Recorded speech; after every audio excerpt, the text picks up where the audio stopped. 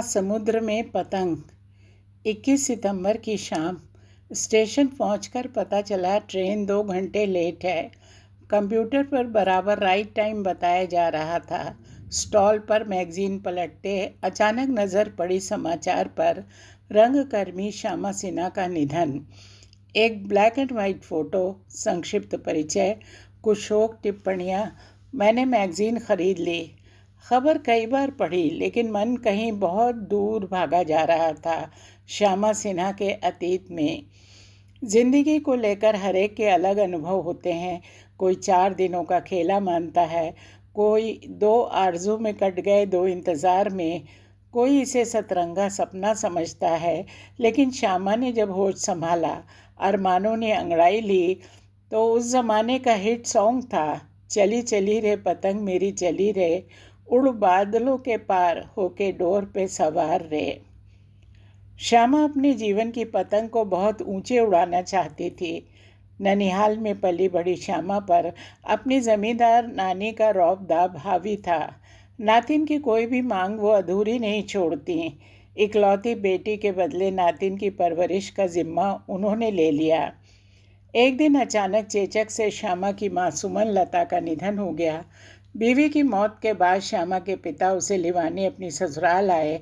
सास ने भेजने से इनकार कर दिया। 6 महीने के बाद श्यामा के पिता ने दूसरा विवाह रचा लिया। इस बार वो एक गरीब घर की जवान लड़की ब्याह लाए। 16 साल की श्यामा को पिता का निर्णय बागी बना गया। नानी भी बूढ़ी हो चली थी। ऐसे में श्यामा के रंगीले सपनों को परवान चढ़ाया डांस टीचर केदार ने। वो घर पर नाच सिखाने आते थे। उम्र कोई 27-28 साल। केदार ने श्यामा को समझाया, लखनऊ में तुम्हारी कला को समझने वाला कोई नहीं, चलो बम्बई। फिल्म वाले ढूंढते फिर रहे हैं खूबसूरत लड़की जो नाच भी जानती हो। मेरे कई पहचान वाले हैं, बस कुछ खर्च पानी का इंतज़ाम कर लो। श्यामा की बुद्धि में बात बैठ गई। नानी की तिजोरी में रखी नगदी और गहने लेकर एक रात वो केदार के साथ उड़ चली, बादलों के पार होके डोर पे सवार। बम्बई के महासमुद्र में काम के लिए भटकते केदार और श्यामा को 2 महीने बाद राधे किशन जी का आशीर्वाद मिल गया। उन्होंने 40 कलाकारों वाले एक नाच सीक्वेंस में केदार और श्यामा को ब्रेक दिया। बाद में श्यामा को कुछ और फिल्मों में अभिनय का काम मिला। शूटिंग की तमाम रेलम पेल के बीच साथ लाए पैसे खत्म हो गए। तब शुरू हुआ असली संघर्ष। चौल में रहना, रोजी रोटी की चिंता, ऊपर से केदार का असिस्टेंट डांस मास्टर के रूप में एक्स्ट्रा नर्तकियों से मिलना घुलना। श्यामा ने बम्बई से वापसी का मन बना लिया। जैसे तैसे केदार भी राजी हो गए। दोनों पर बम्बई रिटर्न की मुहर लग गई। घर वापसी पर बहुत अच्छा स्वागत न पिता ने किया न नानी ने। एक सादे समारोह में नानी ने श्यामा और केदार का ब्याह करा दिया। बहुत अरमान थे उनके मन में शादी के, लेकिन श्यामा के बम्बई भाग जाने ने सब पर पानी फेर दिया। समाज का मुंह बंद करने के लिए नचइये केदार को नानी ने दामाद ज़रूर बना लिया, लेकिन जब तक जिंदा रहीं दिल से दामाद कभी नहीं माना। श्यामा और केदार की जिंदगी तराजू के 2 पल्लड़ों में बट गई। एक पर कला थी, दूसरे पे रोजी रोटी, पेट पालने के काम। फुटकर कामों से गृहस्थी चलाना आसान नहीं था। शाम को केदार के लिए पीने का बंदोबस्त भी ज़रूरी था। जीवन का संघर्ष बढ़ गया जब परिवार में 2 मुंह और बढ़ गए, एक बेटा एक बेटी। श्यामा ने बच्चों को कॉन्वेंट में पढ़ाया। केदार की परवरिश संस्कृत पाठशालाओं में हुई थी। उर्दू मदरसों में उनके लिए साक्षर होना ही काफ़ी था। पर श्यामा के स्वभाव में ननिहाल की ठसक और ज़मींदारों की आन बान थी। वो घरेलू झगड़े में भी कभी उच्चारण दोष न आने देती। हर समय संवाद अदायगी में बरती जाने वाली सावधानी देखकर लगता श्यामा की सारी जिंदगी रंगमंच पर खेला जाने वाला नाटक है, जिसका एक एक सीन पहले से तय है, एक एक डायलॉग सोच विचार कर लिखा गया है। हरिश्चंद्र तारामती की तरह श्यामा और केदार को भी नौकरियां मिल गईं। Shyama song and drama division में ड्रामा आर्टिस्ट हो गई। केदार का नाच स्कूल चल पड़ा। लड़की लॉरेटो में और लड़का लामार्ट्स में पढ़ने लगे। एक नाटक में बहरे पति से जूझती पत्नी का रोल करते करते श्यामा सच में ऊंचा सुनने लगी।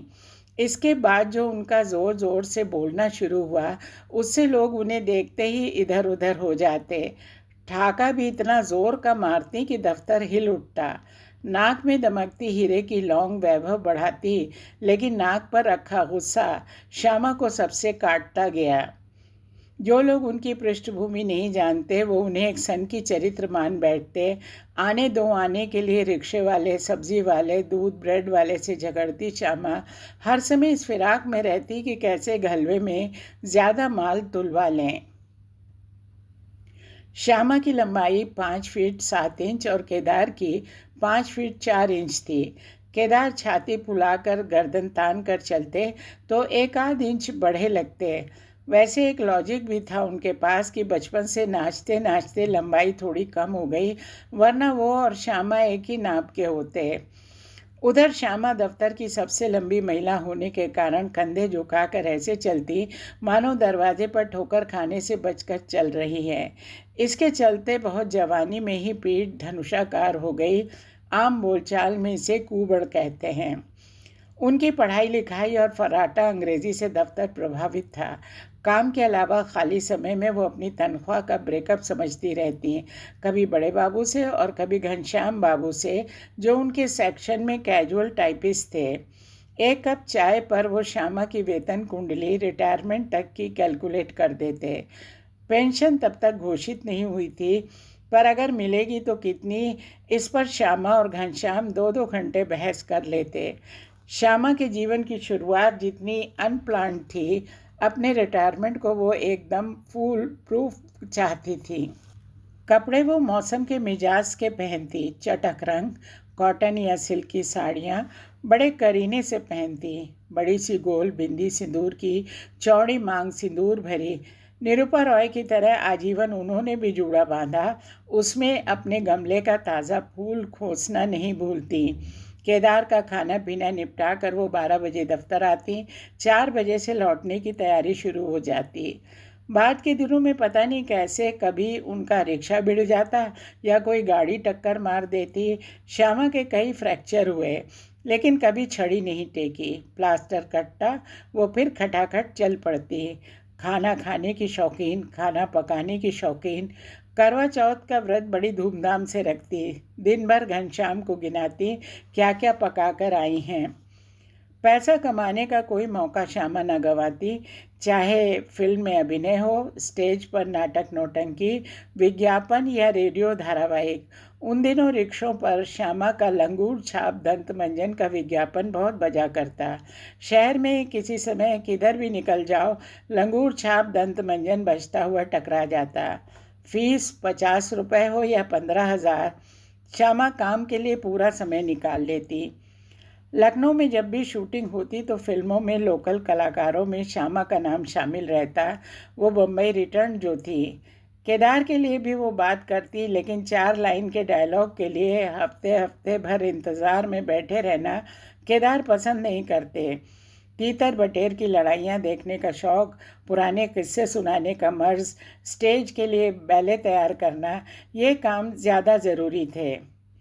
श्यामा केदार के बच्चे नए ज़माने की हवा के निकले। लड़का इंटर के बाद इंजीनियरिंग में चुन लिया गया। कॉलेज की पढ़ाई के दौरान उसका एक बड़ी कंपनी के लिए कैंपस सिलेक्शन हो गया। नौकरी के पहले साल में ही मालिक ने अपनी लाडली बेटी के लिए उसे घर जमाई बना लिया। श्यामा केदार कुछ सोचते कुछ कहते, इससे पहले ही आशीर्वाद देने का समय आ गया। अक्सर श्यामा अपने बेटे बहू पोते पोती के किस्से दफ्तर में सुनाती। लोग कहते अब आप बेटे के पास सेटल हो जाएं, तो दोनों ये कहकर टाल देते, अरे लखनऊ में हम अपनी कला के लिए रह रहे हैं। इस तरह बेटा तो हो गया उनका पराया। अब बारी थी पराए धन यानी बेटी की। बेटी अंग्रेजी स्कूल में पढ़ी ज़रूर, लेकिन 16 साल की उम्र से उसे हमसफ़र की तलाश थी। छत पर प्रेम पत्र के ढेले श्यामा के हाथ लगे तो उन्होंने तुरंत उसके विवाह की चर्चा शुरू कर दी। बेटी को मॉडल बनने का नशा था, एक फोटोग्राफर ने उसे अपने जाल में फांस लिया। लड़का ढूंढने में मदद कर रहे घरेलू ट्यूटर की भी आंख लड़की पर थी। एक अच्छा परिवार देखकर श्यामा केदार ने बेटी ब्याह दी। अभी महीना पूरा नहीं हुआ कि समाचार आ गया कि बेटी ससुराल से भाग गई। श्यामा पर पहाड़ टूट पड़ा। सब तरफ ढूंढा गया। बाद में बहुत तरह की कहानियां सुनने में आई। किसी का कहना था फोटोग्राफर के साथ बम्बई चली गई, किसी ने कहा आत्महत्या कर ली। श्यामा केदार ने दिल पर पत्थर रख लिया, जुबान पर ताला लगा लिया।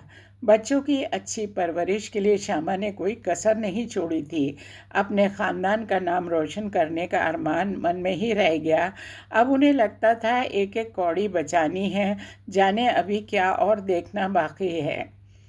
श्यामा के रिटायरमेंट के कई साल बाद केदार काफ़ी बीमार हो गए। घनश्याम से खबर पाकर मैं पहली बार उनके घर गई। कॉल बेल बजाई तो कुत्ते के भौंकने की आवाज़ आई। काफ़ी देर जब कोई नहीं आया तो बगल में सब्ज़ी बेचने वाला निकल कर आया। उसने बताया दरवाज़ा अंदर से खुला रहता है, खोलो चले जाओ, ऊपर हैं सब। 1.5 बाई 2 फीट की पुराने डिज़ाइन की खिड़कियाँ, 2 पल्ले का दरवाज़ा हल्का सा धक्का लगाते खुल गया। अंदर घुसते ही सीलन की तेज़ भभक आई। 2 चारपाइयों पर बिस्तर और मसहरी ऐसे लगे थे मानो 30-40 बरसों से इन पर कोई सोया नहीं। एक कोने में पानी का मटका रखा था। ताकों पर, छत पर बड़े बड़े मकड़ी के जाले, पुरानी लालटेनें। एक तरफ रखे 2 बड़े बड़े संदूक, 2 अलगनियाँ। उन पर टंगे कपड़ों पर धूल सालों साल से नहीं झड़ी। धूल भी जैसे सीमेंट हो गई। फर्श पर पुराने ज़माने का खड़ंजा। कमरे से बाहर एक आंगन, आंगन की एक दीवार में धंसा पीपल का विशाल पेड़, जीवित गवाह मकान की उम्र का। लाहौरी ईंटों के बीच किसी भित्ति चित्र की तरह पीपल की जड़ें फंसी थीं। सीढ़ियों के बगल में ढका हुआ कुआं, घुमावदार सीढ़ियों पर लगातार भौंकता कुत्ता। सीढ़ियों पर पकड़ने के लिए कोई सहारा नहीं। शायद एक बार अलॉट होने के बाद इस घर में एक पैसा भी मरम्मत पर नहीं लगाया गया। अपने पुरानेपन में जिंदा ये मकान भूल भुलैया से कम नहीं था। तभी श्यामा बाहर निकली। चुप हो जा मोंटी, ये घर की बिटिया है, चुप। मोंटी ने भौंकना बंद कर दिया और वापस चला गया। श्यामा बोली, जब तक नौकरी थी बराबर चढ़ना उतरना लगा रहता था। रिटायरमेंट के बाद ये आर्थराइटिस चढ़ने उतरने नहीं देती। ये तो मोंटी है, सब डरते हैं इससे, वरना बुढ़े बुढ़िया कब के मार के लोग घर कब्जिया लेते। श्यामा के पीछे पीछे ऊपर कमरे में पहुंची। एक चारपाई पर केदार लेटे थे। बगल में दूसरी चारपाई पे मोंटी बैठा था। सामने टीवी चल रहा था। मोंटी टीवी देख रहा था। इस मोंटी के कारण श्यामा और केदार अपने बेटे के यहाँ नहीं रहते। बेटे के यहाँ डॉबरमैन पला है। वो पोमेलियन मोंटी पर भौंक भौंक कर उसे घर में घुसने नहीं देता। जिस घर में उनके कुत्ते का आदर नहीं, भला वहाँ श्यामा और केदार कैसे रहते। अब श्यामा नहीं रही, उड़ बादलों के पार होके डोर पे सवार। जैसे जिंदगी की बोलती चलती फिल्म गूंगी हो गई। कई सवाल बाकी रह गए। क्या हुआ केदार का, क्या होगा मोंटी का, और दोनों से बढ़कर क्या होगा उस मकान का जो बरसों से खाली पड़े स्टूडियो की तरह अपने पुराने सेट्स के साथ किसी नई फिल्म के इंतज़ार में रुका हुआ था।